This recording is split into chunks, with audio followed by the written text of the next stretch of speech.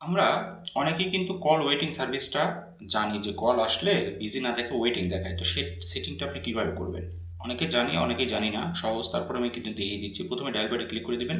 Click করে দেওয়ার পরে এখান থেকে যে এখানে একটা ট্যাপ দিবেন সেটিং অপশন। আপনার মোবাইলের ডায়াল প্যাডের সেটিংয়ে যাবেন। তারপরে এখান থেকে যে সেটিংয়ে ক্লিক করে দিবেন।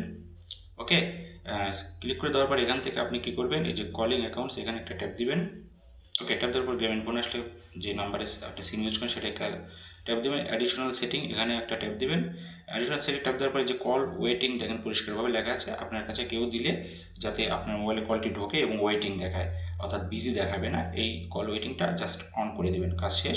অন করে দিলে কী হবে, আপনার কাছে যেই মোবাইল দিক সে বুঝতে পারবে আপনার কারোর সাথে কথা বলছেন। ওকে, এটা সিম্পল একটা কাজ, তারপরেও অনেক আগে থেকে হয়তো অনেকে জানে, তারপরেও আমি দেখিয়ে দিলাম যে অনেকে আবার নাও জানতে পারে। ওকে, কারণ সবাই সব কিছু জানে না। তো এইটা আপনারা ওয়েট করবেন, একটু ওয়েট করা পর্যন্ত, যতক্ষণ পর্যন্ত না আসে ততক্ষণ পর্যন্ত ওয়েট করবেন। দেখেন এটা অন হয়ে গেছে, তো আমি নিজেরটা অন করে দিলাম, আমার অফ ছিল।